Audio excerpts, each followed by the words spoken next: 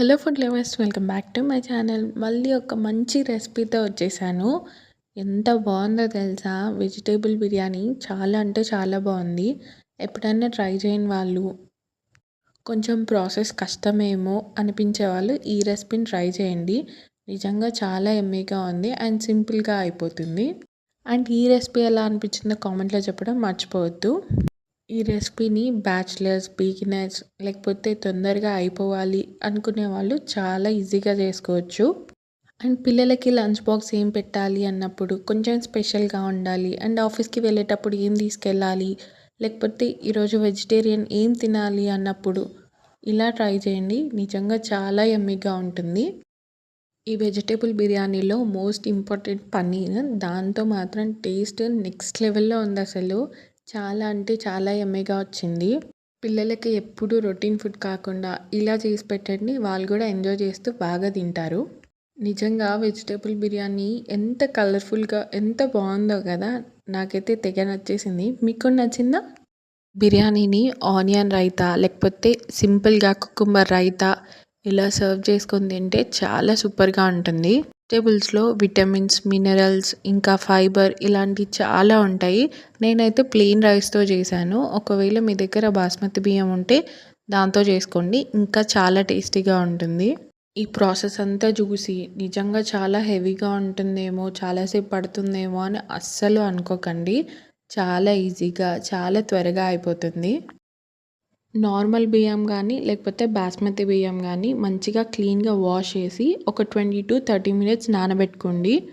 కొన్ని ఆనియన్స్ని మంచిగా గోల్డెన్ బ్రౌన్ కలర్ వచ్చేదాకా ఫ్రై చేసి పక్కకు పెట్టుకోండి.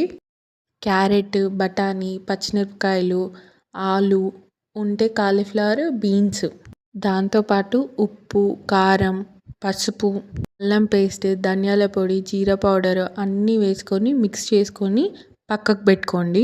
మనం ముందే ఆనియన్స్ని ఫ్రై చేసి పెట్టుకున్నాం కదా, అవి కూడా ఇందులో వేసుకొని మిక్స్ చేసుకోండి.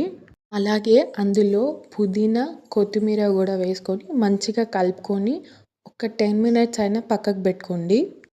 ఆయిల్లో కానీ గీలో కానీ పన్నీర్ని కూడా చిన్నగా క్యూబ్స్ లాగా కట్ చేసుకొని అవి కూడా ఫ్రై చేసుకొని పక్కకు పెట్టుకోండి. ఇప్పుడు రైస్ వండుకోవడానికి వేరొక గిన్నె తీసుకొని అందులో కొంచెం ఆయిల్, కొంచెం గీ వేసుకొని మన ఇంట్లో స్పైసెస్ వేసుకుంటాం కదా అవన్నీ వేసుకోండి. పువ్వు, చెక్క, ఆకు ఆల్ అన్నీ అన్నమాట వేసుకొని కలుపుకొని బియ్యానికి తగ్గట్టు వాటర్ పోసుకొని అందులో హాఫ్ లెమన్ కూడా వేసుకొని ఉప్పు కూడా వేసుకొని వాటర్ మసిలిన తర్వాత బియ్యం వేసుకోండి. అవి ఒక 70% ఉడికితే సరిపోతుంది. ఇప్పుడు వేరే ఒక గిన్నె తీసుకొని మనం ఆల్రెడీ కలిపి పెట్టుకున్నాం కదా వెజిటేబుల్స్, అవి కూడా మంచిగా కుక్ చేసుకోండి. అవి కొంచెం కుక్ అయిన తర్వాత టమాటోస్ని కూడా వేసుకొని అవి కూడా మంచి కుక్ చేసుకోండి.